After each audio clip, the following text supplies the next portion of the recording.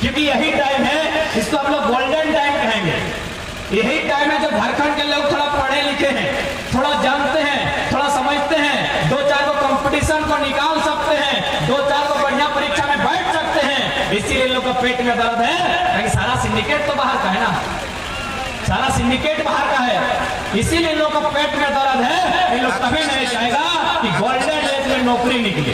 ये golden age है झारखंड का।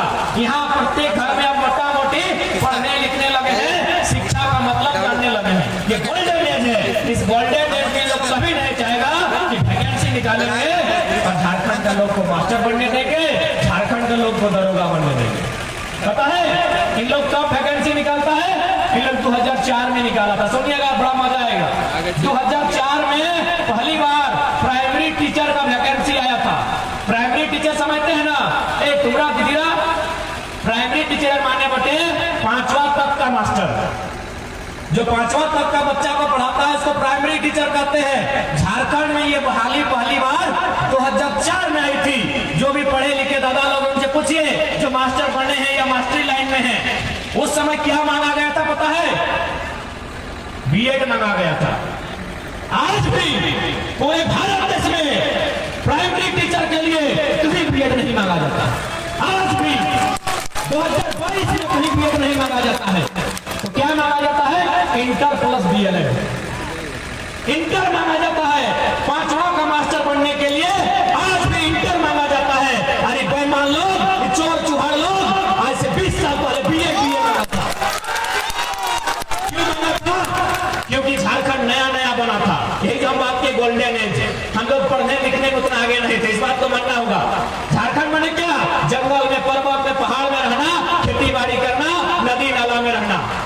ये आपकी सच्चाई है। इस बात को आपको मानना होगा। इन लोग जानबूझ के बहाली निकाला 2004 में और बोला बीएड दो।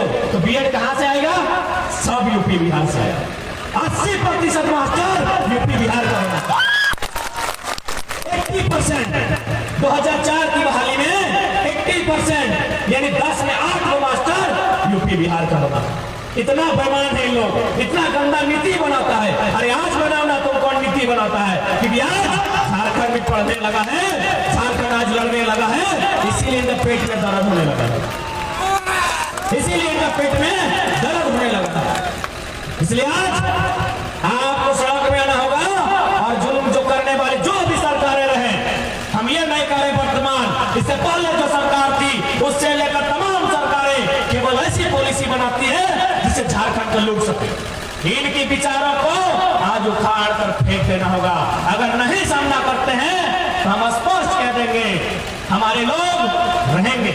ऐसा नहीं है भाग जाएंगे, ये लोग जान से नहीं मारेंगे, ये आपसे झाड़ू पोछा करवाएंगे, ये आपसे झाड़ू पोछा करवाएंगे।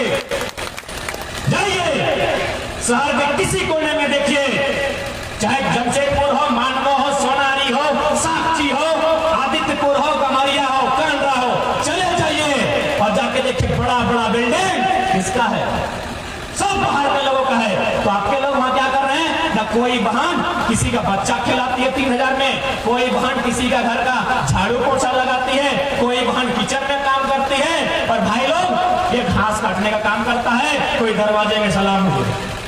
माटी हमारी, इस जमीन का मालिक हम है और जमीन बेच के हम सलाम हुजूर कर रहे हैं। यह स्थिति है झारखंड की। बताइए हम कहां गलत है? बताइए ये लड़ाई कहां गलत है? आज मोटा मोटी जितने देख पा रहे हैं यहाँ, हमारे भाई और कुछ बहन लोग भी पुलिस की भर्ती में आई हैं, उनका भी धन्यवाद देते हैं। लेकिन स्पष्ट जानिए, हमारे लोग सबसे ज्यादा पुलिस की नौकरी में हैं, लेकिन इसके इनके ऊपर इनको जो आदेश दिया जाता है वो सब बाहर के लोग हैं।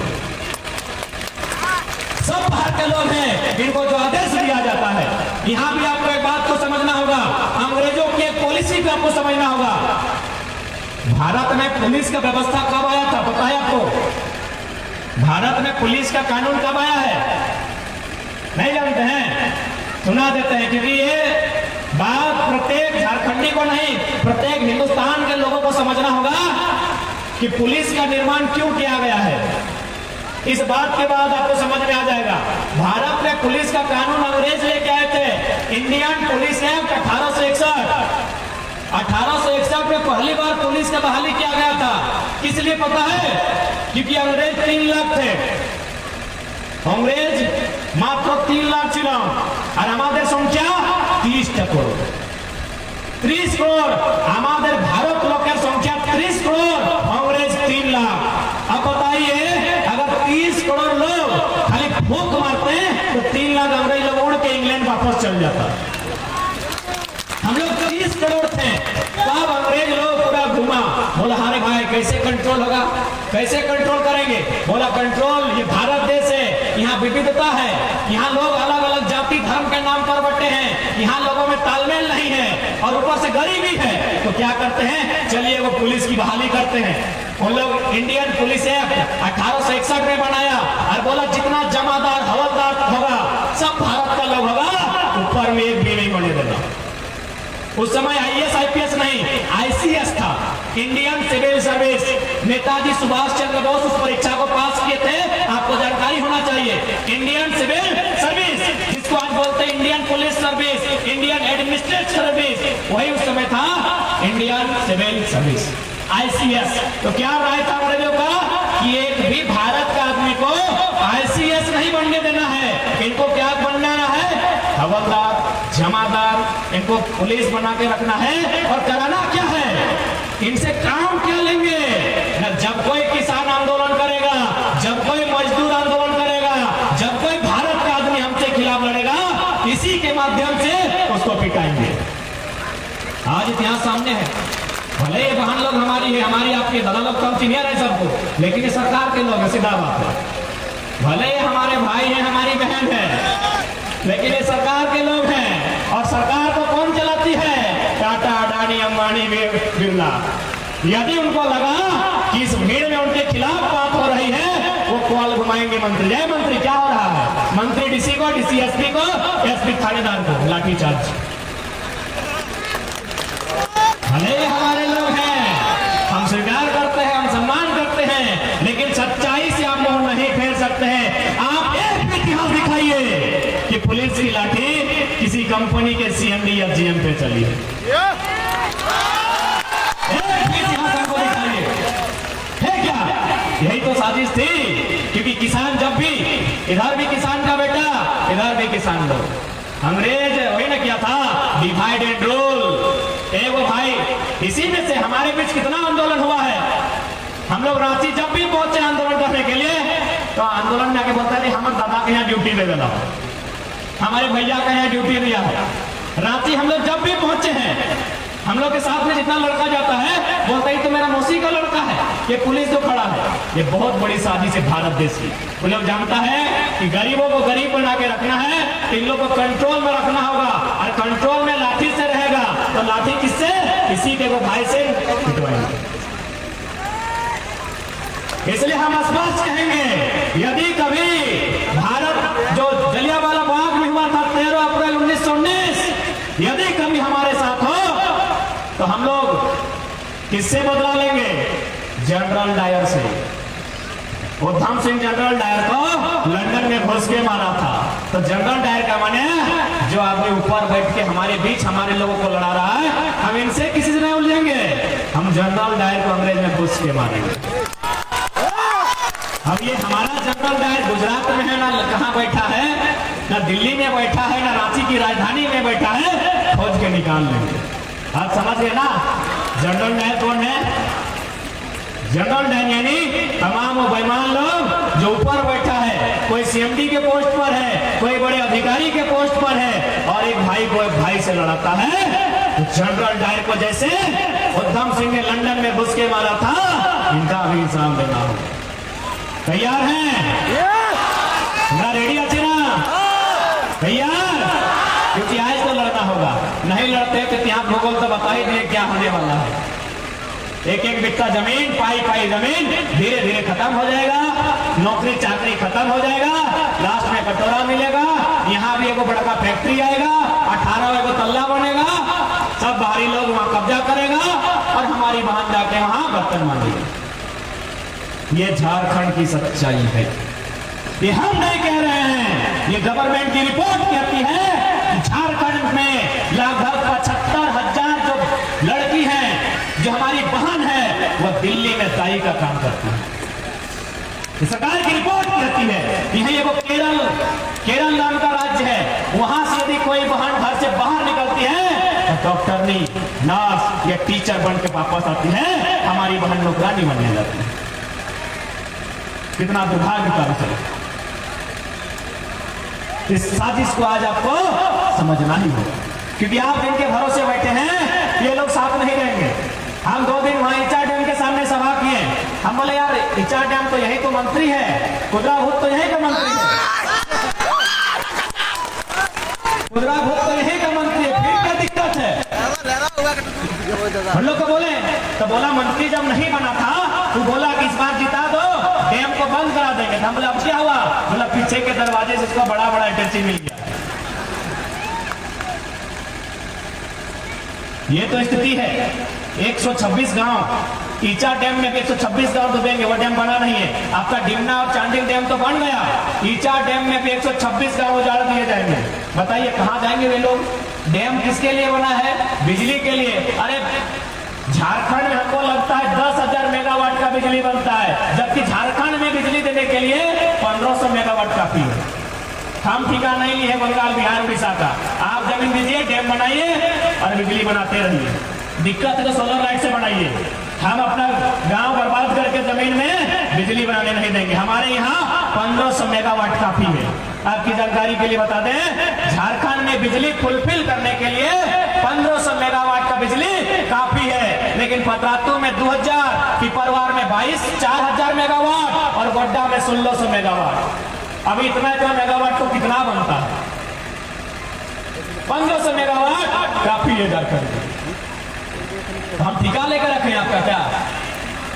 ठिका ली है क्या? निर्मल सुनील का शहादत हम किसके लिए दिए हैं? झारखंड की जनमानस के लिए दिए। और कितना दुर्भाग्य, आज कितना दुर्भाग्य झारखंड का। अरे जिन लोगों का अपने राज्य में कोई वैल्यू नहीं है, जो लोग अपने राज्य में गन्ना छिलने लायक नहीं है, तो बनना यहाँ मंत्री बन के बैठा। सही बोल रहे हैं, इनको भेज दीजिए अपने राज्य। आज इन लोग हम लोग को आंख दिखा के बात करता है। बोलिए मंत्री जी अपना राज्य चल जाइए, और बोलिए मुखिया जीत के दिखाइए। आपको पता नहीं है क्या? बता देते हैं। माननीय सरयू राय जो बोलते हैं झारखंड में मिनी बिहार है। क्या है भाई? बिहार में मिनी झारखंड है? तो हम ठिका ली है क्या? सरयू राय की पुतोह मुखिया चुनाव लड़ी थी, पता है आपको? बिहार में माननीय सरयू राय जो पूर्व मंत्री आज विधायक है आपके जमशेदपुर के, उनकी पुतोह बुझी ना तुम्हारा? हाँ बेटा वो उठी, मुखिया का चुनाव लड़ी थी। कहां? बिहार में। कितना वोट से जीती है पता है? पता है आपको? जीती थी, हार गई थी। तो अपना राज्य में वो मुखिया का सीट नहीं निकाल पाता है, यहाँ लोग मंत्री बना। सही बोल रहे हैं, भेजिए बन्ना को। लोग गन्ना छीलने के लिए इनको नहीं रखेंगे, भेजिए। और कितना दुर्भाग्य, कितना बेकार अपने लोग यहाँ मंत्री बनाए। सुनिएगा तो आपको गुस्सा भी आएगा और हंसी भी आएगा। सुने एक दिन चीफ गेस्ट बन के कोई कॉलेज में आए थे, पटना। कौन कॉलेज था? वर्कर्स कॉलेज जो भी है। चीफ गेस्ट बन के मंत्री कॉलेज में आया है। इसी तरह पढ़ने वाला स्टूडेंट है, लड़का लड़की लोग खड़ा है और क्या बोल रहा है पता है? अपना क्या बोल रहा है कि हम ना चोरी करके मैट्रिक पास किए हैं, और जो एसडीओ हमको पकड़ा था चोरी करने में, आज मेरा वो सचिव है, हम मंत्री हैं। अरे ऐसा मोटिवेशन किया जाता है क्या? इस प्रकार का भी मोटिवेशन होता है? बन्ना गुप्ता बोल रहा था, मीडिया के बंधु बिल्कुल मेरी बात को रिकॉर्ड कर लें। कॉलेज के स्टूडेंट के बीच वो बन्ना गया है चीफ गेस्ट बन के, और क्या बोला है? कॉलेज के बच्चा लोग को सिखा रहा है कि हम तो मैट्रिक चोरी करके पास किए हैं, और जो एसडीओ हमको चोरी करने में पकड़ा था, ये बोल रहा है कि जो एसडीओ हमको चोरी करने पकड़ा था, आज वो मेरा सचिव है, मुझसे ऊपर आ गए। माने आप किसी को ये बता रहे हैं कि तुम खेती करके पैसा कमाया है, हम मर्डर करके कमाए हैं, तुम भी मर्डर करो। कितना मनबुद्धि। स्टूडेंट के बीच जाके बोल रहा है कि हम चोरी करके पास किए हैं, जो एसडीओ हमको चोरी करने में पकड़ा था, तू मेरा सचिव है, हम मंत्री हैं। सही बोला ना? इन लोग का बुद्धि कितना है देख लीजिए, गन्ना छिलने के योग्य नहीं है और उस गन्ना को आप यहाँ बैठा लिए। इसलिए अब लड़ाई होगी कि 1932 और 64 का खतियान का तो लड़ाई होगा करेगा, अब लड़ाई होगा डबल वोटर कार्ड बंद के लिए। दूटा वोटर कार्ड बंद भाई, ये भारत का कानून है, दो वोटर कार्ड नहीं चलते, चलबे नहीं, दूटा वोटर कार्ड नहीं चलबे। यहाँ जितने भी लोग हैं जमशेदपुर का टाउन में, चाहे जमशेदपुर रहे चाहे हमारा धनबाद बोकारो रहे, इन लोग यहाँ भी वोट देता है और अपना बाप घर में भी देता है, अपने बाप घर में भी देता है। अब आप बताइए पूरे भारत में ऐसा कानून है क्या? भारत का संविधान क्या कहता है? 1 person 1 vote 1 value, 1 person 1 vote 1 value. भाई दो वोट कहा दे रहा है, दो वोट कहा दे रहा है। तो एक लड़ाई ये भी होगी कि 2 वोटर कार्ड नहीं चलेगा, 2 डोमिसाइल नहीं चलेगा। आप यदि झारखंड के हैं तो फिर बिहार और बंगाल से नाता तोड़ना होगा, उड़ीसा छत्तीसगढ़ यूपी से नाता तोड़ना होगा, और साथ ही साथ यहाँ की भाषा संस्कृति परंपरा को अपनाना होगा।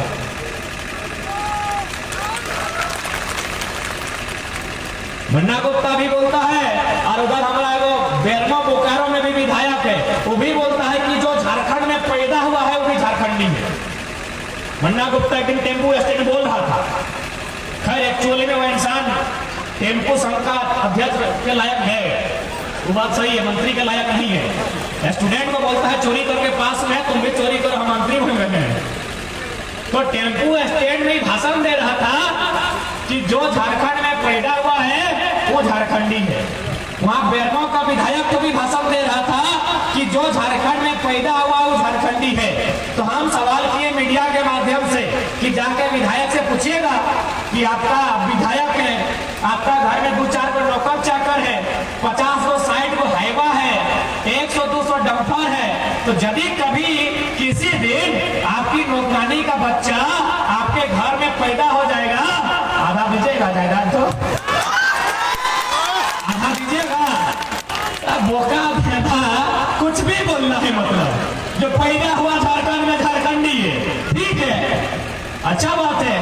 कोई वहां अगर डिलीवरी होगी उसको बोलेंगे चलो एरोप्लेन में घुमा के लाते हैं, यदि वहां पैदा हुआ एरोप्लेन उसका हो जाएगा। नियम है, हॉस्पिटल में कोई पैदा होता है तो हॉस्पिटल उसका हो जाएगा, कोई ट्रेन में पैदा होता है ट्रेन उसका हो जाएगा। कि बोका लोग विधायक बनने लायक है, झारखंड में पैदा हुआ है झारखंडी। हमारे भी 12 लाख मजदूर भारत से बाहर, सॉरी झारखंड से बाहर है। कोरोना में आप लोग पढ़े थे ना, 12 लाख मजदूर भारत के विभिन्न राज्यों से झारखंड आए थे वापस। बहुत किसी का बच्चा महाराष्ट्र में पैदा हुआ है, कर्नाटक में पैदा हुआ है, चेन्नई में पैदा हुआ है, क्या उसको चेन्नई में अधिकार मिला है? गजब हाल है भाई, मैंने ठीका हम ही लेके रखे हैं। झारखंड बाबा जी का ढाबा है, चला कोई रास्ते में जाए कहीं से जाए, आ जाओ बैठ जाओ खाओ और हम ही को आग दिखाओ, हमें को आग दिखाओ। गजब का झारखंड है हमारा, यही तो झारखंड है। तो क्या झारखंड ऐसे ही रहेगा या सीरत या सूरत बदलनी चाहिए? चाहिए? तैयार है आप? पूरा रेडी? तैयार है? तो सबसे पहले जिनको वोट देकर भेजते हैं उनको बोलिए नोट बांटना बंद कीजिए, विधानसभा में पहले खतियान आधारित नीति बनाइए। जो पहला बात कोल्हान में लोग बोलते हैं कि हमारा 64 है, 32 का बात हो रहा है, पहले इस बात को क्लियर जान लीजिए। एक बात बताइए, ठीक है हम लोग बोलते हैं 64 का है, लेकिन क्या ये पॉसिबल है कि आप 8वां में एडमिशन नहीं किया 10वां चल गए? तो मेरा मानना है, या फिर जितने भी बुजुर्ग लोग से हम बैठे उनका भी मानना है कि 64 में हम लोग का रीसर्वे हुआ है, बाकी हमारा भी सर्वे अंग्रेजों के टाइम हुआ है। सही है कि नहीं? चलिए ठीक है, कुछ देर के लिए मानते हैं 64 को ही, तो ठीक है। स्थानीयता को 2-3 प्रकार से परिभाषित किया जाए, जहां 32 है वहां उस जिला के लिए 32 माना जाए, जहां 64 वहां 64 माना जाए, और कहीं मान के चले किसी का खतियान नहीं है क्योंकि हमारे लोग बहुत सारा जंगल में रहता है, दलमा पहाड़ में रहता है, तो उसको एक ग्राम सभा बनाया जाए, एक सर्वेक्षण टीम बनाया जाए और उसके माध्यम से सर्वे कीजिए, भाषा, संस्कृति, रहन सहन और उसके पहचान के आधार पर उसको कागज थमा दीजिए। अब देखिए, आपको ये थोड़ा सा क्लियर जानना होगा कि खतियान के आधार पर स्थायी नीति आखिर क्या है। सबको जानना होगा, एक एक इंसान को जानना होगा। अगर कोई राज्य अलग होता है, यदि कोई राज्य अलग पाया जाए तो भाई किस लिए अलग होता है, काहे अलग किया गया राज्य को, क्या जरूरत थी इस राज्य को अलग करने की, कुछ तो कारण होगा ना। अलग राज्य क्यों हुआ, तो जो भी कारण है उस राज्य को जो बनाया गया तो बिना नियम के राज्य चलेगा। अरे उतना तो छोड़िए, हम लोग यहाँ जो बैठे हैं ना तो नियम से बैठे हैं ना, भैया लोग उधर, बहन लोग इधर, पुरुष उधर, महिला इधर, नियम से बैठे हैं ना, यानी नियम चाहिए। तो ठीक उसी प्रकार यदि कोई राज्य बनता है, कोई जिला बनता है, कोई ब्लॉक बनता है तो नियम बनता है। क्या नियम बनता है कि इस राज्य का कौन है, तबे ना कोई लाभ मिलेगा तो उसको मिलेगा। अभी इस पंचायत में अगर कोई लाभ आया, चाहे मान के चलिए मुर्गी पालन के लिए घर हो, चाहे बकरी पालन के लिए छोटा सा घर हो, तो क्या हमको मिलेगा? नहीं मिलेगा, क्योंकि नियम है यहाँ कि इस पंचायत का कौन है। यदि कोई प्रधानमंत्री आवास योजना आया तो क्या हमको मिलेगा? नहीं मिलेगा, उसी को मिलेगा जो इस गांव का है। तो नियम है आपके पास कि नियम क्या है? खतियान। यही ना नियम है आपके पास, यही आपका जो खतियान है, यही आपका नियम है कि यहाँ का हम है, तुम नहीं है यहाँ। बाकी तुम अगर कोई भी आएगा तो रहो, बिजली का लाभ लो, पानी का लाभ लो, खाना खाने देंगे, जो मूल सुविधा है, जो सरकारी मूल लाभ है, वो तुमको लेने नहीं देंगे। इसीलिए कोई राज्य अगर बनता है तो पहला नियम बनता है कि इस राज्य का कौन होगा, स्थानीय नीति जिसको कहते हैं। लेकिन आज दुर्भाग्य की बात है, झारखंड में स्थानीय नीति अभी तक नहीं बना, अभी तक स्थानीय नीति नहीं बना है। ये लोग बोलता है कि नहीं 1932 का खतियान तो अंग्रेजों के टाइम का है, कैसे बनेगा? ऊपर से अनुसूची 9 में शामिल होने की बात करते हैं। हम बोले भाई बोका मत बनाइए, अब झारखंड का लोग पढ़ने लगा है। 1932 छोड़ दीजिए, 1908 का सीएनटी कानून यहाँ भी है ना, सीएनटी क्षेत्र में है ना, 1908 का सीएनटी कानून 1990 में भारत के संविधान अनुसूची 9 में शामिल हुआ है, 66वां संशोधन। तो आज कहे नहीं होगा, 1990 में हो चुका है, आज 32 साल यानी 22, तो 32 साल बाद 32 को बात शामिल करने बोल रहे हैं, क्यों नहीं होगा? चलिए उतना छोड़ते हैं। अभी हमारे थाना से बहुत सारे भैया लोग आए हैं ड्यूटी करने। अगर थाना प्रभारी आए तो पहले उनका धन्यवाद करते हैं, और आप जाकर उनसे पास सवाल पूछिए कि यदि मारपीट होता है आप 107 लगाते हैं, कपार फाटा फाटी हो तो 307 लगाते हैं, बस इतना पूछिए सर जी ये कानून कब का है? ये थाना प्रभारी सर सामने हैं, चाहे पुलिस के अधिकारी को आए हैं, उनसे जाके इतने पूछिए कि सर ये मारपीट में 107 लगा देते हैं, कपार फाड़ने से 307 लगा देते हैं, ये कानून कब का है? कब का है? 1860। कब का है? 1860, यानी 1860 का कानून चलेगा, खाली 1932 नहीं चलेगा। यार आप करें तो रासलीला, हम करें तो करेक्टर लीला।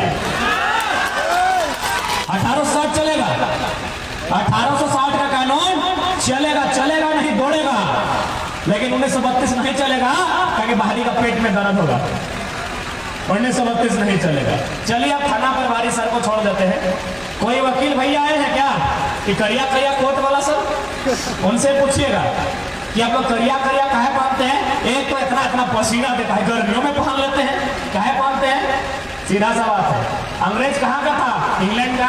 इंग्लैंड के आसपास इतना देश है, वहां का नियम है कि 12 महीना में 9 महीना ठंडा रहता है, 12 महीना में 9 महीना ठंडा रहता है। इसीलिए लोग यहाँ जूता, यहाँ पैंट, यहाँ कोट, देखिएगा गर्दन से हवा घुसता था, यहाँ टाई लगा दिया है।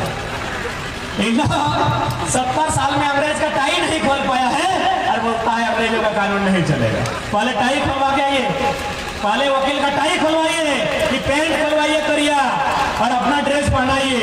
ये अंग्रेजों का ड्रेस है और ये कोई कानून का ड्रेस नहीं है, ठंडा से बचने का ड्रेस है। 1932 में ही चलेगा। তোমরা কোথায় যাচ্ছি? মায়েরা মাসিরা কাকিরা ভোগ লাগছে কি? এইবার তোমরা কোথায় যাচ্ছি?